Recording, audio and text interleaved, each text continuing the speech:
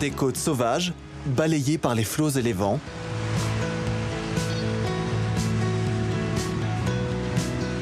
Aux archipels les plus secrets.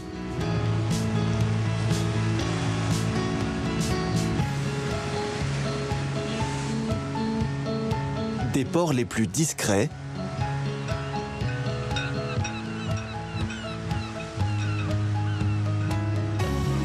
À l'impétueuse pointe du Raz qui s'élance vers le large.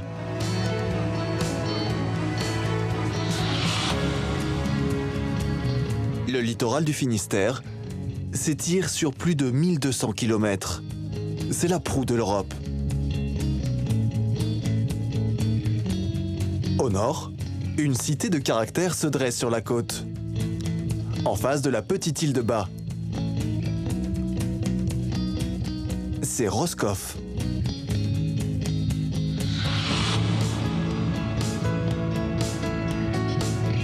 Une ville dont la mer a fait la fortune.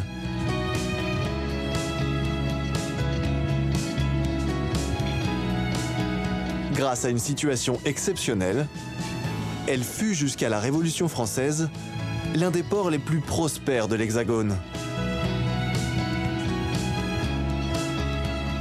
Symbole de cette richesse, l'église Notre-Dame de Croaz-Bas, bâtie au XVIe siècle par les armateurs de la cité.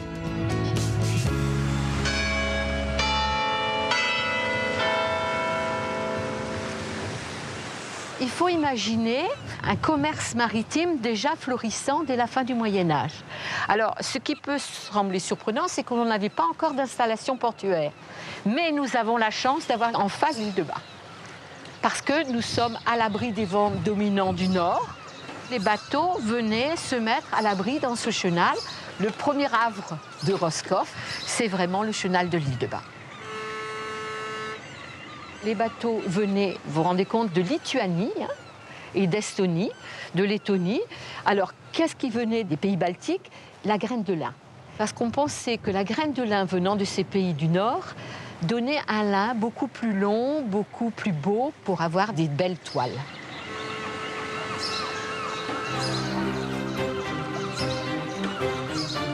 Ce grand port, construit pour développer le commerce du lin, va faire la fortune des armateurs. Ils marquent alors l'église de leur empreinte, en faisant sculpter ces vaisseaux de pierre aux 4 points cardinaux.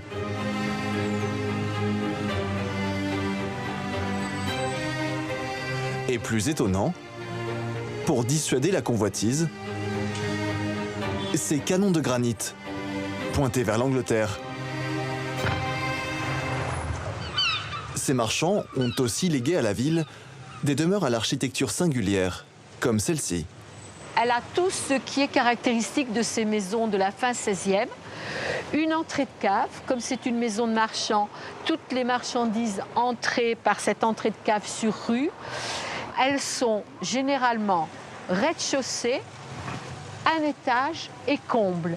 Vous avez une lucarne monumentale. Alors vous voyez de chaque côté des animaux un peu fabuleux qu'on appelle des crossettes. Côté cour, cette maison cache un trésor.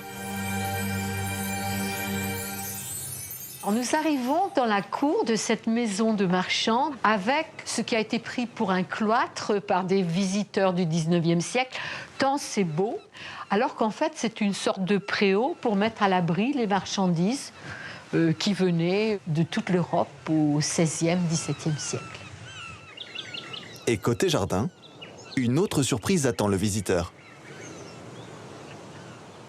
Nous avons une tourelle qui ressemble à un lanternon, qui est à la fois considérée comme une tourelle qui pouvait être défensive, puisque vous dominez le port, vous pouvez guetter l'ennemi arrivé, mais qui visiblement allie l'utilitaire à l'agréable et qui est esthétique.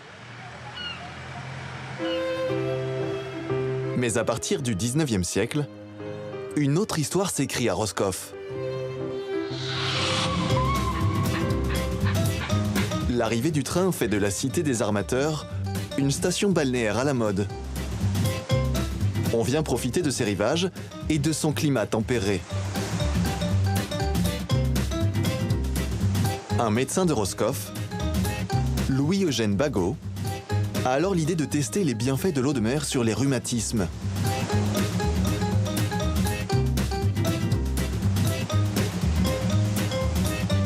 Il crée ici le tout premier centre de thalassothérapie de France.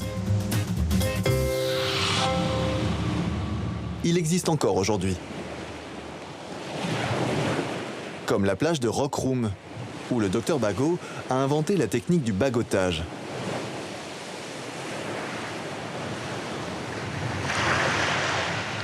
Valérie Guénier est spécialiste du patrimoine scientifique de Roscoff. Le bagotage consistait à marcher dans l'eau à mi-cuisse. Je ne vais pas vous le montrer, vous me croyez. Donc dans cette eau tonique, de façon à activer la circulation veineuse. En espérant qu'elle soit un petit peu plus chaude qu'aujourd'hui, mais c'est très bon pour la santé. Tremper ses jambes dans l'eau, cela n'a l'air de rien, mais pour l'époque, c'est révolutionnaire. Jusqu'au XVIIIe siècle, la mer inspire de la terreur. C'est un endroit peuplé de monstres marins et il ne vient l'idée à personne de s'immerger dans l'eau de mer et encore moins de se faire soigner par cette eau de mer. C'est en Angleterre qu'apparaissent les tout premiers bains thérapeutiques. Ils deviennent très à la mode à la Belle Époque. Mais pas question d'exposer son corps sur la plage.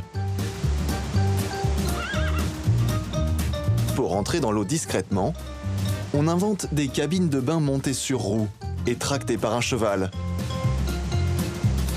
Cette mode arrive à Roscoff vers 1900.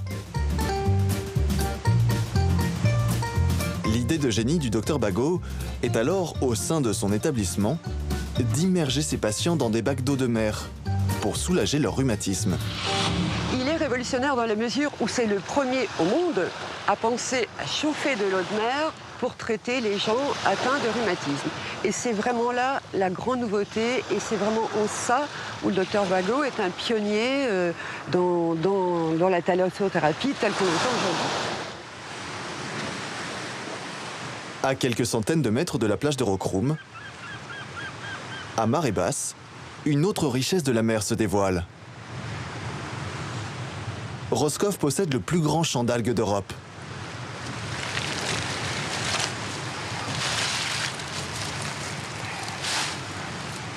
Alexandre Coleno et sa femme Elsa sont récoltants d'algues. Ils poursuivent une tradition très ancienne.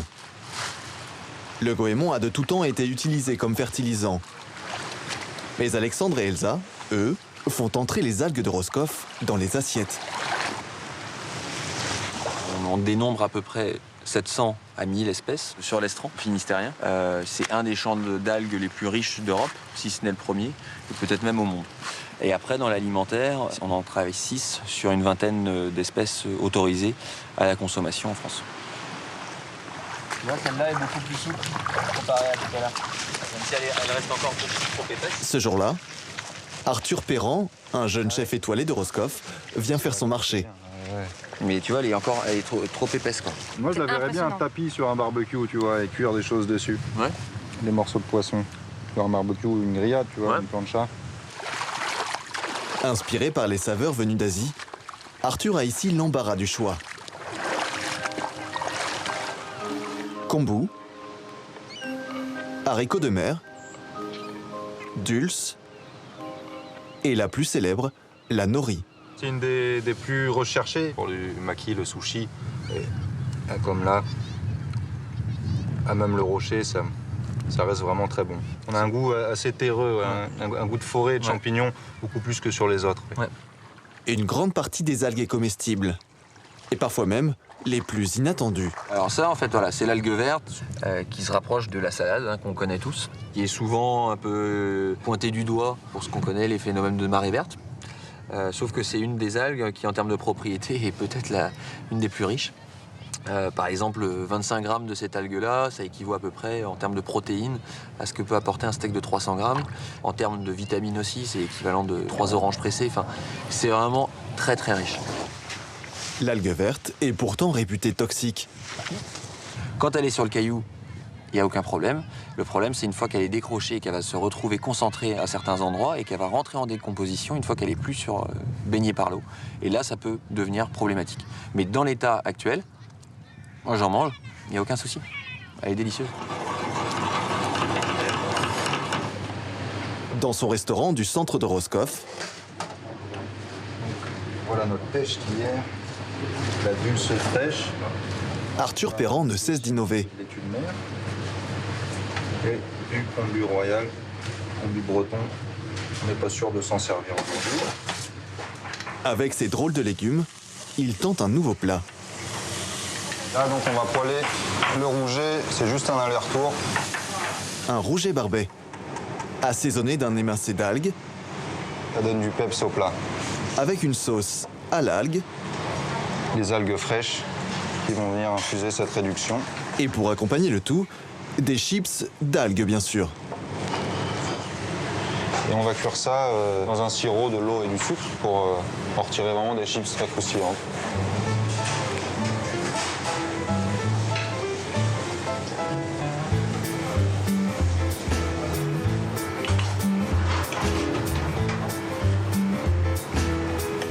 Ce plat, made in Roscoff, sera désormais en haut de la carte de son restaurant étoilé.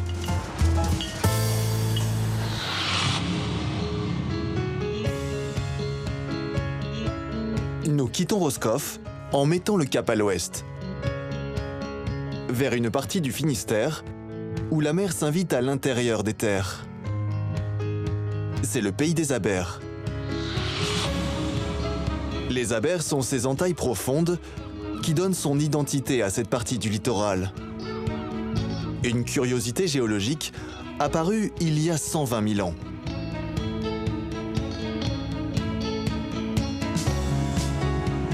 En se réchauffant, la mer est montée et a pris possession du lit des rivières, creusant ses profonds sillons.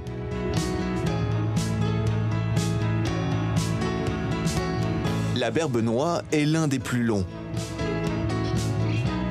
31 km.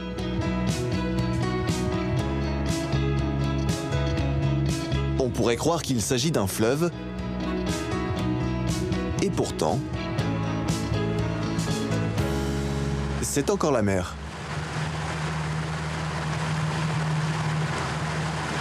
On a cette impression de grande rivière, mais en fait on est vraiment dans un milieu marin. Le croisement entre l'eau salée et puis l'arrivée de l'eau douce se fait beaucoup plus en amont. Donc on est bien en milieu marin avec des habitats naturels marins, des grandes vasières, où l'on retrouve des espèces typiques du milieu marin. Et l'eau sur laquelle on navigue là est bien salée. Ah oui, elle est bien salée, oui, je vous confirme.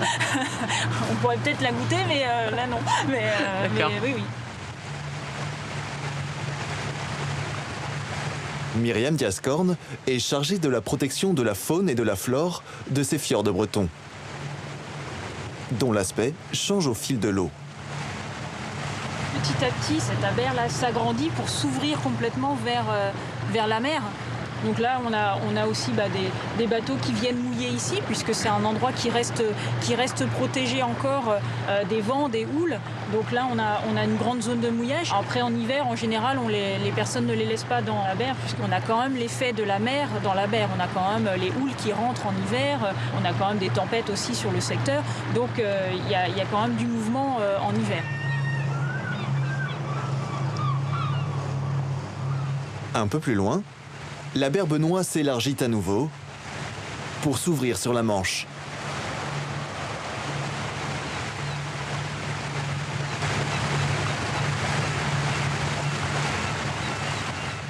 La mer devient agitée et parsemée d'îlots rocheux. Johan, le pilote, doit redoubler de vigilance. Ici, c'est sûr que vu les nombres de rochers qu'il y a, il vaut mieux connaître la région, c'est sûr. Vous la connaissez bien, vous? Oui, je la connais depuis tout petit, je navigue dans la région, alors à force de naviguer, on sait où sont à peu près les cailloux.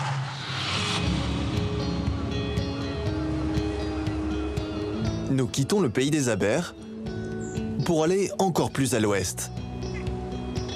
Entre le port du Conquet et l'île d'Ouessant, s'étend le parc naturel de la mer d'Iroise. Il se déploie sur 3500 km² et abrite un biotope d'une exceptionnelle richesse qui permet à de nombreuses espèces de trouver refuge.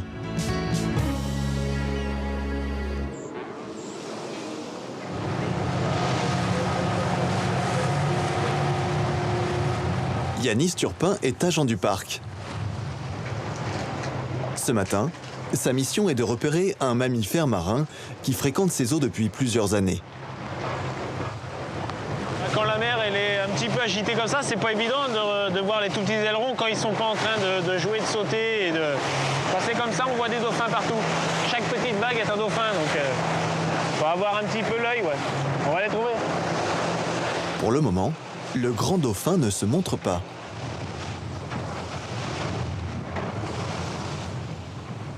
Il y a un groupe qui est là à gauche, là. Mais d'autres habitants des lieux viennent saluer le passage du bateau. Il y a plus d'une centaine de phoques dans la mer d'Iroise. Donc à marée basse, les phoques ont tendance à venir se poser à sec sur les cailloux. Ceux qui sont un peu tachés blanc et noir, c'est essentiellement des femelles. Et ceux qui auraient tendance à être plus sombres, c'est des mâles. Ouais. Quelques minutes plus tard, un signal alerte Yanis. Armel a vu une grosse chasse de fous de bassin. Donc s'il y a des oiseaux qui chassent beaucoup, ça veut dire que peut-être dessous, il y a des prédateurs. Voilà, alors on a tous les fous de bassin qui sont réunis ici. Là. Et comme c'est photogénique, hein, j'en profite. Un joli petit groupe. Mais pour l'instant, il n'y a personne d'autre.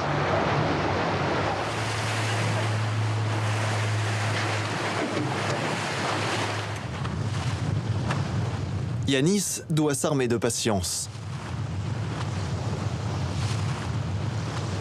Quand soudain...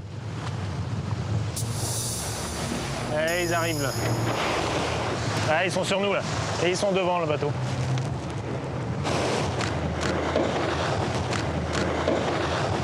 Alors, la difficulté, c'est que des fois, ils ont, voilà, comme ça. Des fois, ils ont envie de venir nous voir, et puis des fois, ils n'ont pas envie et ils s'en vont loin.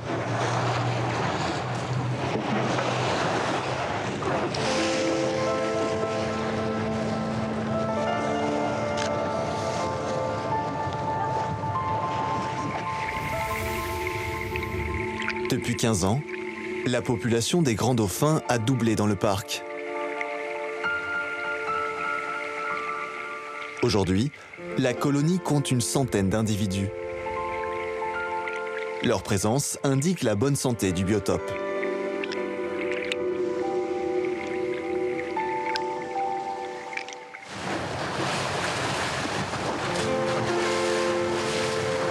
Ils ont des marques sur l'aileron dorsal. Donc les nageoires de dauphin, le dessin, c'est vraiment lisse, c'est propre. Donc, mais là, on va les reconnaître par des encoches. À vieillir, ils se battent entre eux. Et du coup, ça leur crée des blessures qui restent plusieurs mois, plusieurs années des fois. C'est comme sur les baleines, là, c'est vraiment une carte d'identité d'individu. C'est la seule possibilité qu'on ait de les suivre individuellement. Ouais. Là, il y a la mère et le petit juste dessous nous, là.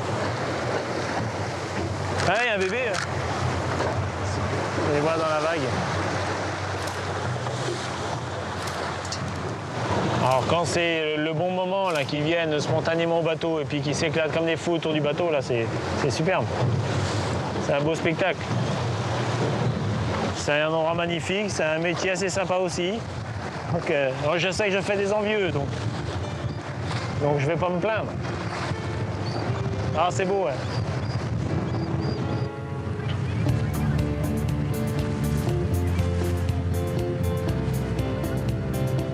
Yanis et ses dauphins ne sont pas les seuls à s'épanouir en mer d'Iroise. À l'ouest du parc, voici Ouessant.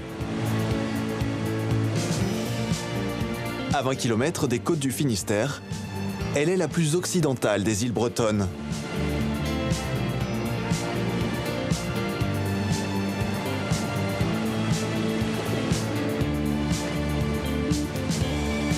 Ces paysages ont été façonnés par les tempêtes.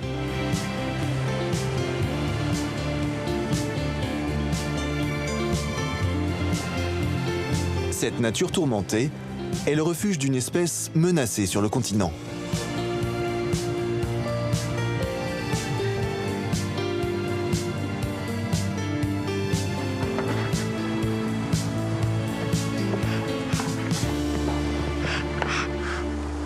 Nous sommes au mois de septembre. Disons, celle-là, c'est pas mal. Hein, ouais, c'est pas mal du tout. Pour Paul Delabre et Jacques Kermagoret, c'est le moment le plus important de l'année. C'est superbe.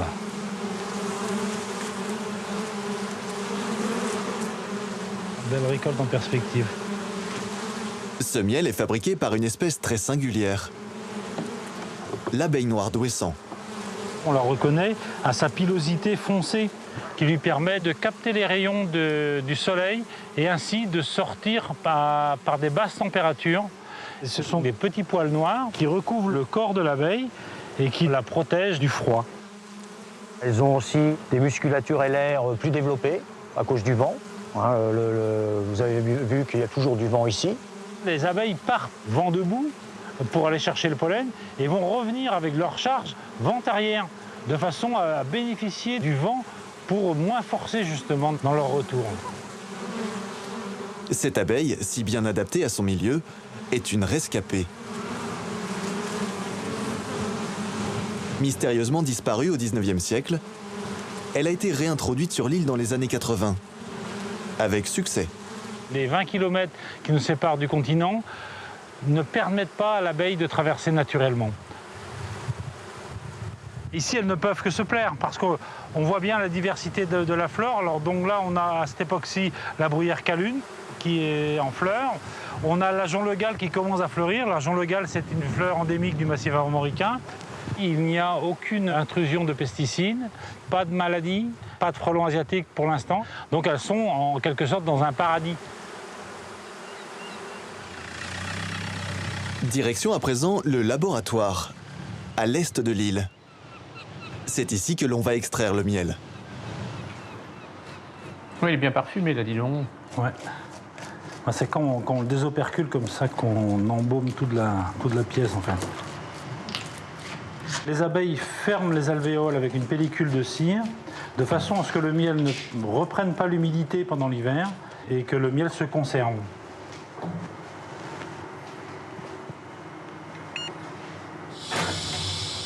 Parti.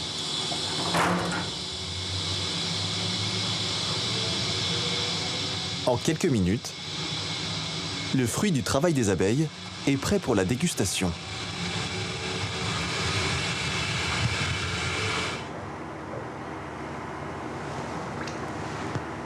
Ah, c'est phénoménal. Alors là, vous sentez quoi? Alors là, on est sur la 3e récolte, donc c'est plutôt la bruyère calune qui domine là actuellement, qui est une bruyère au goût très fin, très particulier. On sent un petit peu moins la flore maritime qui est plutôt sur la 2e récolte, mais pour autant, là, c'est quand même énorme. Hein. Là, c'est plus qu'un bouquet de fleurs. Hein. C'est vraiment un énorme bouquet de fleurs. Ce miel, si parfumé, n'est pas utilisé uniquement pour son goût. Depuis 2011, 20% de la production d'Ouessant entre dans la composition de produits d'une grande marque de cosmétiques. Tout est bien remonté, on a vraiment le décanteur. Regardez, il n'y a aucune impureté, il n'y a plus rien. Le miel est connu pour avoir des propriétés cicatrisantes et nous, on a réussi à démontrer que les phases de la cicatrisation et les phases de la réparation d'une peau âgée sont à peu près les mêmes. Donc c'est pour ça qu'on utilise aujourd'hui le miel, et le miel d'Ouessant tout particulièrement. On l'a sélectionné pour ses propriétés réparatrices. Ses qualités sont dues à sa composition et aussi à la spécificité de l'abeille, qui a une génétique particulière, et sa génétique fait qu'avec la richesse de la flore qu'elle butine, elle arrive à faire un miel qu'on ne trouve nulle part ailleurs. Un peu plus au sud, de l'autre côté de la presqu'île de Crozon, l'un des lieux les plus méconnus du Finistère est lui aussi en train de renaître. À 300 mètres, au large de Douarnenez. L'île Tristan. Un confetti d'à peine 6 hectares.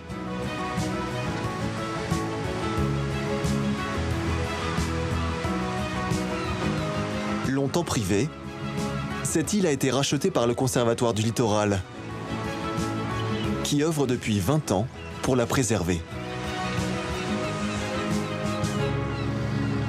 Gilles Moreau en est le gardien depuis 37 ans. À peine 10 minutes séparent le port de Douarnenez de ce petit morceau de terre dont il est le seul habitant. Vous allez souvent en ville? Non, c'est de 1 à 2 fois par semaine. C'est essentiellement le samedi matin pour le marché et allez, on va dire 1 à 2 fois pour aller chercher le courrier dans la boîte à lettres, quoi, voilà. J'ai pas besoin d'aller à terre en fait. On vit en autarcie complète sur le site.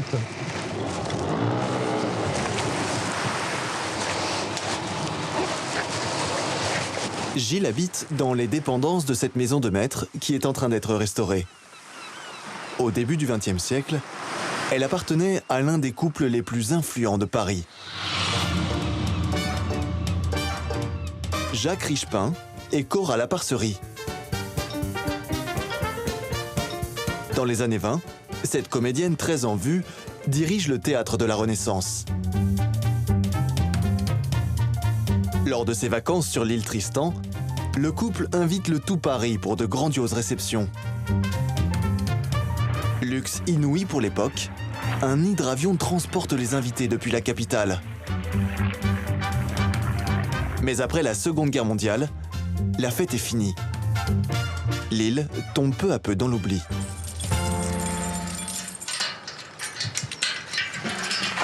Aujourd'hui, Gilles Moreau s'attache à faire revivre la grande passion de Cora Laparcerie. Ce jardin exotique, créé il y a plus de 100 ans. Il est ouvert au public quelques jours par mois et abrite plus de 350 espèces.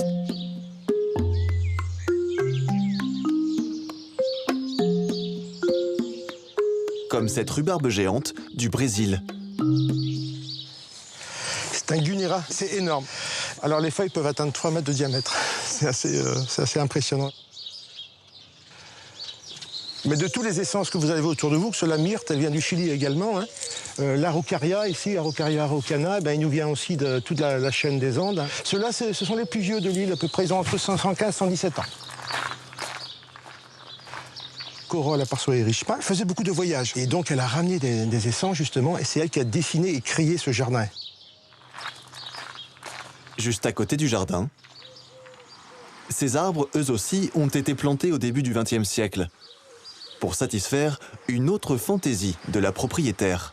L'allée a été élargie au début du siècle exprès pour que madame puisse circuler sa voiture. Donc madame avait une petite Renault à une place, une petite voiture en cuir rouge, et elle aimait circuler sur l'île. Elle avait demandé à ses jardiniers de planter un arbre tous les 2 mètres. Elle ne voulait pas être mouillée quand elle circulait en voiture, elle ne voulait pas abîmer sa voiture quand il crachotait, quand il pleuvait. Crachin breton, quoi. Donc elle voulait une voûte tellement dense pour ne pas mouiller sa voiture et ses beaux habits. Si ce petit paradis est aujourd'hui entièrement protégé, c'est parce que son écosystème est très fragile, comme sur la plupart des îles bretonnes.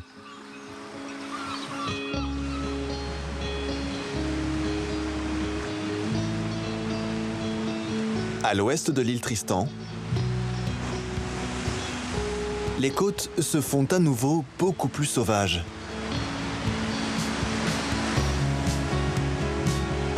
Nous entrons dans le Cap Sizun.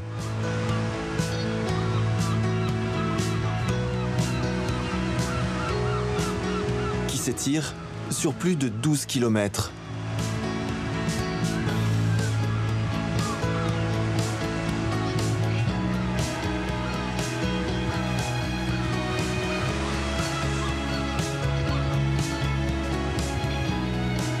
À son extrémité, la pointe du Raz fend la mer en deux, comme la proue d'un bateau.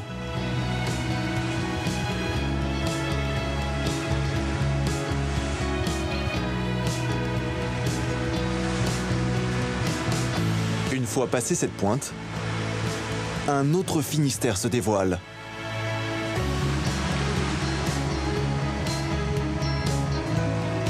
La côte forme ici un arc de cercle de plus de 40 km de long. C'est la baie d'Audierne.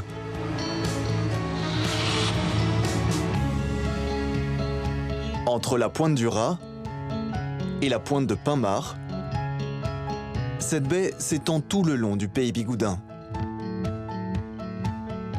Elle abrite certains des sites archéologiques les plus célèbres de l'ouest de la France.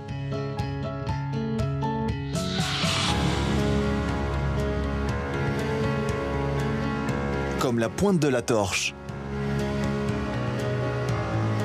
et son dolmen néolithique érigé il y a plus de 6000 ans. Ces sites sont en grand danger aujourd'hui. Sous l'effet de l'érosion, la mer gagne chaque année un peu plus de terrain.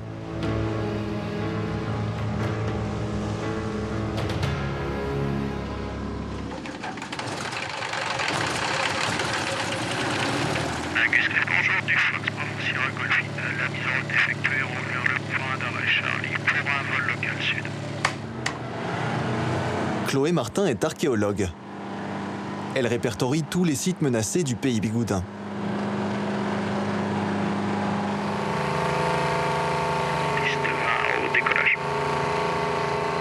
Une fois par an, elle les survole pour contrôler leur état.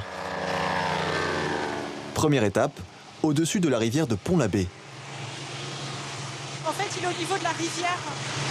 Quand tu remontes un petit peu entre Loctudy et Pont-l'Abbé, c'est vraiment la limite.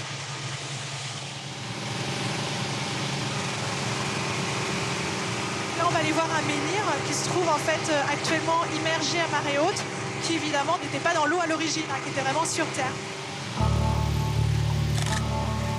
Ce menhir a été dressé ici il y a plus de 6000 ans.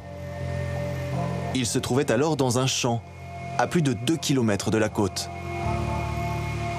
Le problème principal, c'est les changements climatiques qu'il faut pallier. Donc, il y a le réchauffement notamment qui a commencé depuis des millénaires.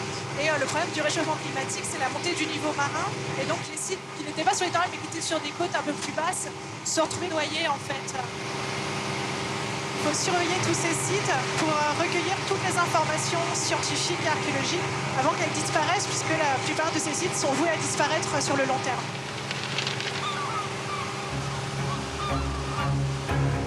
Ce qui inquiète Chloé Martin aujourd'hui, c'est la vitesse à laquelle l'érosion progresse sur ce littoral depuis quelques siècles. À l'ouest de Pont-l'Abbé, dans le village de Saint-Guénolé, la côte a tellement reculé ces 100 dernières années qu'une digue a dû être construite pour protéger cette chapelle.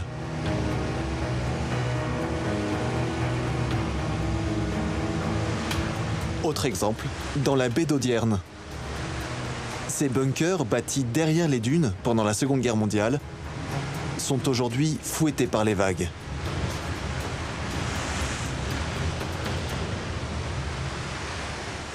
Il y a eu un recul extrêmement important de toute cette côte qui fait qu'aujourd'hui il se retrouve sur le littoral et atteint à chaque marée en fait. C'est pas si vieux que ça au final. Donc ça montre aussi que l'érosion peut être extrêmement rapide, de l'ordre de quelques générations. C'est-à-dire que nos grands-parents n'ont pas vu cette côte-là de cette manière.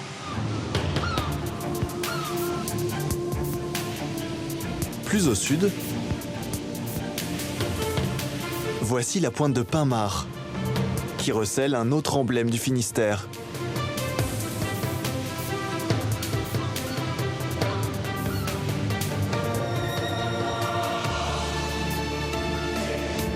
Le phare d'Eckmühl, un géant de pierre de 60 mètres de haut.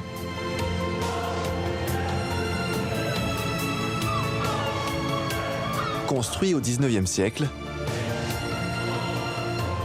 ce chef-d'œuvre n'aurait jamais pu voir le jour sans le testament d'une généreuse marquise.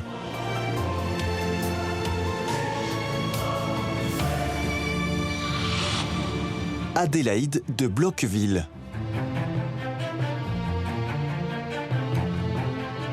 Fille du prince d'Eckmühl, l'un des maréchaux de Napoléon, la marquise souhaite rendre à son père un hommage monumental. Dans son testament, elle lègue une grande partie de sa fortune pour la création d'un phare. Mais elle pose ses conditions. Ce phare sera construit avec des matériaux inaltérables, afin que ce monument, qui portera le nom de son père, traverse les siècles.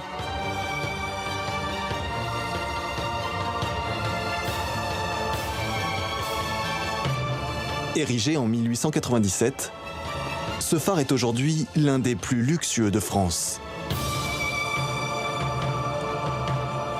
On a, pour répondre à ces exigences, utilisé le Kersanton. C'est une pierre qui a la particularité d'être facile à extraire, facile à travailler. Par contre, plus elle est au contact de l'air, plus elle devient résistante. Ça en fait une pierre inaltérable. Et pour éviter de faire un bâtiment un petit peu trop brut, on a quelques éléments de décoration sur l'extérieur. Et le corps du phare a une forme octogonale, ce qui permet de lui donner une forme beaucoup plus élancée. À l'intérieur, selon les souhaits de la marquise, ce phare est décoré tel un palais.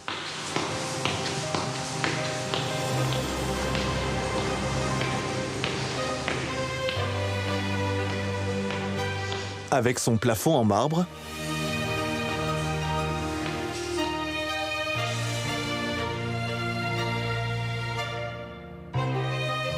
ce pilastre en bronze poli, représentant le phare en miniature,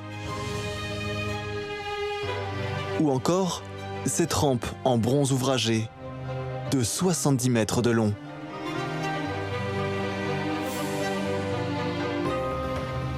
Et sur le mur, un autre matériau d'exception. Ces milliers de carreaux sont en opaline, un verre très précieux. Alors l'opaline, c'est une pâte de verre qui a, outre sa qualité esthétique, la particularité de ne pas retenir l'humidité. Et s'il n'y a pas d'humidité qui se forme sur les murs, ça ne vient pas non plus humidifier les marches, parce que des marches mouillées, ce sont des marches dangereuses. Donc voilà, tout l'intérêt. On est vraiment dans le luxe. Les souhaits de la marquise ont été respectés. Vous aviez une personne d'ailleurs qui était présente pour justement vérifier que l'on respecte toutes ces exigences. Depuis 2007, le phare est entièrement automatisé. Mais tout en haut des 300 marches, dans la lanterne,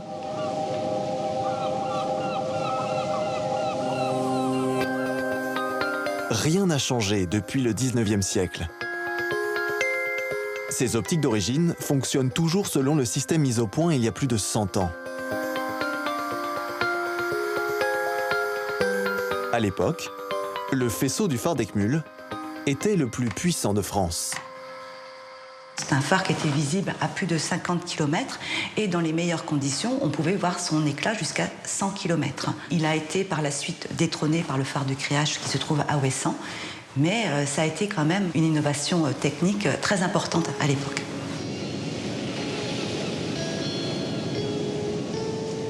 La marquise de Bloqueville, je pense qu'elle serait vraiment très fière de ce monument et voir dans quel état il est aujourd'hui, comment on a réussi à le préserver, c'est vraiment une fierté.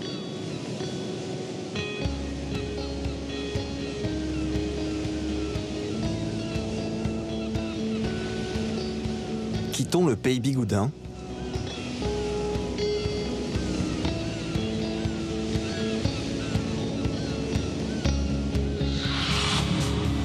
et mettons le cap vers le pays des Rias. C'est ainsi que l'on appelle ici les rivières. Comme au pays des Abers, elles ont été envahies par la mer. C'est au fond de l'une de ces rias, l'Audet, que s'est développée au Moyen-Âge la plus puissante cité du Finistère Sud, Quimper. Dominée par l'un des joyaux de l'art gothique breton, la cathédrale Saint-Corentin.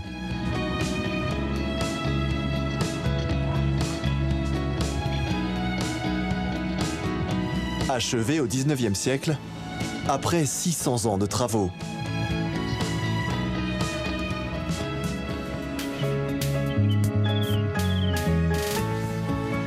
Plus au sud, La station balnéaire de Bénodet abrite ce qui est certainement l'édifice le plus insolite de la Ria.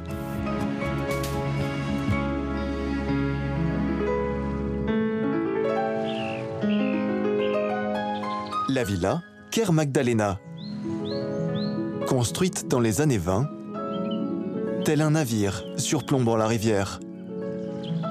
Elle vient d'être restaurée. Rares sont ceux qui ont eu le privilège d'y pénétrer. Pierre-Alexandre, qui est architecte des bâtiments de France, nous en ouvre les portes pour la première fois depuis la restauration. Alors on a du mal à définir l'architecture de cette grande villa. On pourrait imaginer que c'est un phare, mais non, c'est une grande tour qui, comme un grand belvédère. Elle est complètement atypique. D'abord, c'est la plus haute de Bénodet. Elle surplombe tout l'estuaire, on la voit de partout. On a une superposition de styles. On imagine un paquebot avec ses coursives, les ponts inférieurs, le pont supérieur, la poupe, et puis les superstructures avec la cheminée. C'est vrai que c'est très étonnant. L'histoire de ce spectaculaire paquebot de pierre commence dans les années 20. À cette époque, le docteur Esboyer, l'un des chirurgiens les plus réputés de Paris, est envoyé au chevet du pacha de Marrakech. Le médecin le sauve d'une grave maladie. Alors, pour le remercier, lorsque le docteur décide de construire une villa à Bénodet, le pacha lui envoie ses meilleurs artisans pour la décoration intérieure. On surnomme cet édifice la Villa Minaret. Devenue un hôtel dans les années 50, elle est profondément transformée. Mais il y a une quinzaine d'années, l'actuel propriétaire la rachète et engage de vastes travaux.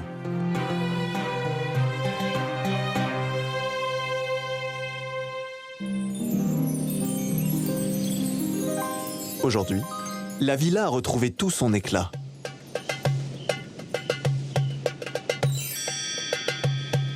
Le décor d'origine a été restauré.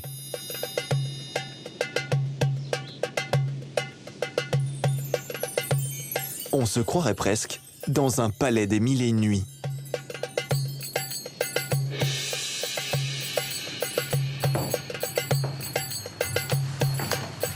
La pièce la plus spectaculaire se situe au deuxième étage.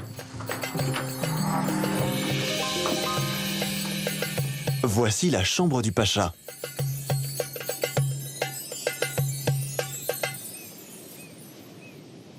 Alors là, on est dans le Saint des Saints, parce que le docteur Esboyer avait tenu à ce que son ami ait la plus belle chambre. Voilà, c'est la chambre qui est en proue, face à la mer, plein sud. Et avec une petite vue latérale sur l'Audet. Tout est fait pour que son hôte se sente ici, chez lui. Et donc là, par exemple, il y a voilà, la cheminée, tout en zélige, hein, technique du Maroc, hein, qui est une sorte de mosaïque. Chaque pièce était découpée une à une. Alors, il fallait des artistes hein, pour faire ça. Juste au-dessus de la chambre du pacha, Pierre-Alexandre nous conduit dans la tour, qui se dresse à plus de 22 mètres de haut.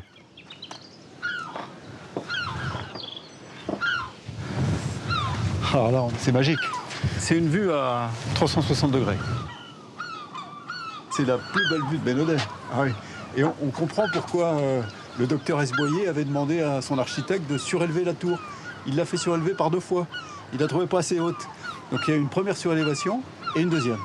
Et je pense que là, ça devait lui convenir, parce que la vue est incroyable.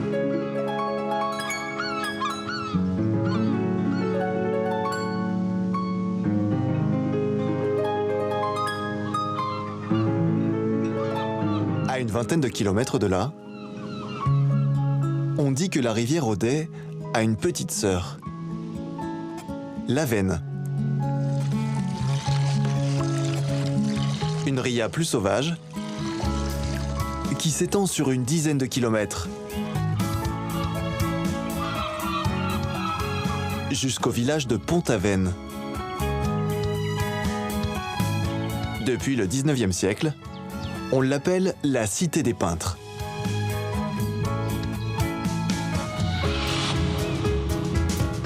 En 1863, avec l'arrivée du train à Quimper, on voit arriver dans le pays des peintres américains, puis français. Lassés de Paris, ils recherchent de nouveaux territoires authentiques et découvrent alors le village de Pont-Aven. Les pensions y sont peu onéreuses et les artistes sont accueillis à bras ouverts. Pont-Aven devient le petit Montmartre de Bretagne. Aujourd'hui, ce bosquet, nommé le Bois d'Amour, continue d'entretenir la mémoire de cet âge d'or. C'est ici que les peintres venaient chercher l'inspiration. C'est vrai qu'on a un écrin de verdure tout à fait inspirant pour un peintre, entre la beauté des lumières et ses jeux avec l'eau, de miroitement, et puis enfin toute la musique de la rivière qui est permanente, et on comprend qu'ils y aient passé des heures entières à peindre dans ce Bois d'Amour. Il peignait rarement isolément, mais plutôt en groupe, en amis finalement. Après, ils pouvaient aussi se déplacer, par exemple aller ensemble sur le port ou à la chapelle de Trémalot, parce qu'en fait, ce qu'ils aimaient aussi, c'était échanger, débattre des idées sur l'art, et ça se passait en peignant également. Lors de ces débats, un homme attire tous les regards. Paul Gauguin. Lorsqu'il débarque de Paris en 1886, ce peintre est encore totalement inconnu. La mode est alors à l'impressionnisme. Gauguin peint des paysages inspirés de Pont-Aven. Mais il a envie d'expérimenter autre chose. Terminé la peinture par petites touches, il choisit d'étaler de grands aplats de couleurs. Comme sur ce tableau, qu'il intitule « Le Christ vert ». Il devient alors le chef de file d'un nouveau courant, l'école de Pont-Aven. Pour réaliser ses toiles, il s'installe avec ses disciples dans un manoir abandonné.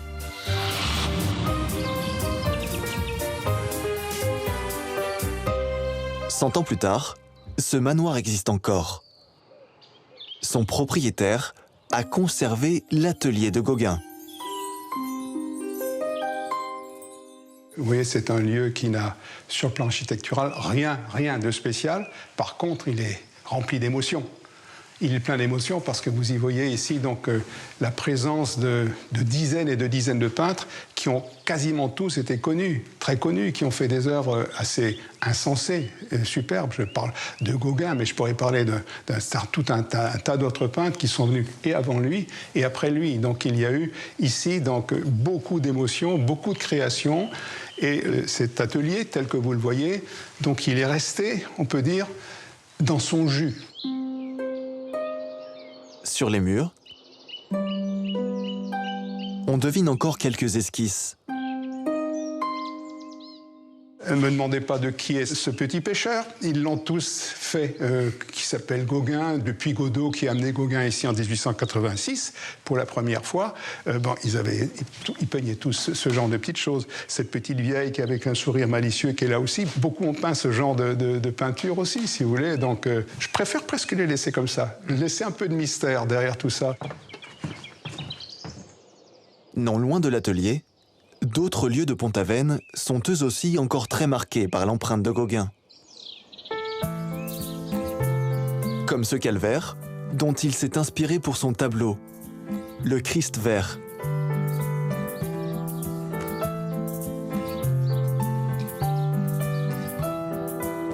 Quelques kilomètres plus loin, cette petite chapelle isolée renferme son modèle le plus célèbre.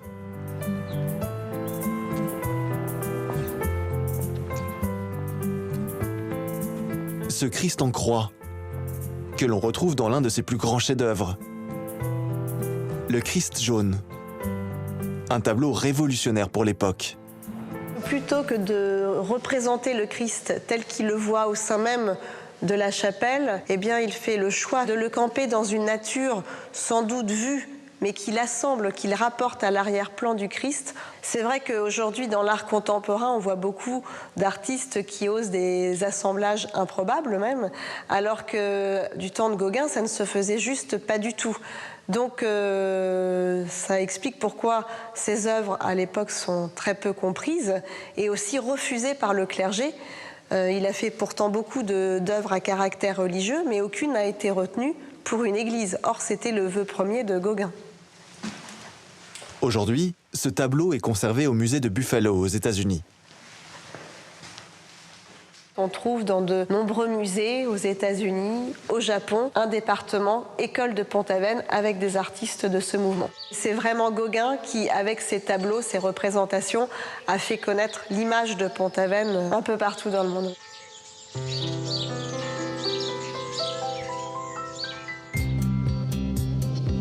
Un peu plus à l'est, s'ouvre la plus secrète des rias du Finistère. Le Bellon.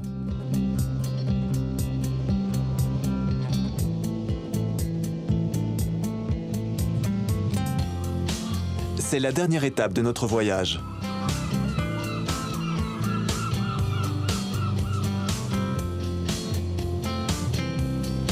Ces méandres abritent la plus ancienne ferme ostréicole du monde.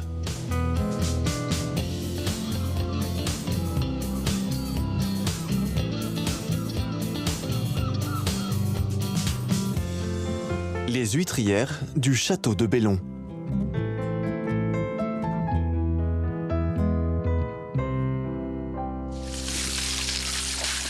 Réputées dans la France entière, les huîtres s'affinent ici à plus de 10 km des côtes, à l'endroit où se rencontrent l'eau salée de la mer et l'eau douce de la rivière. Aujourd'hui, débute la récolte d'automne des huîtres phares à Bellon. Les huîtres plates.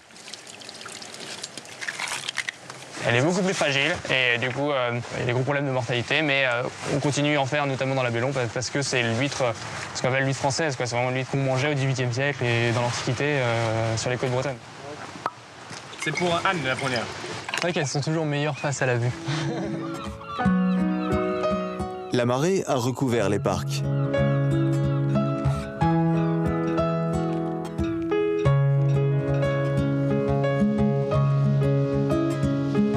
Ce soir, le Bellon nous offre son plus beau visage.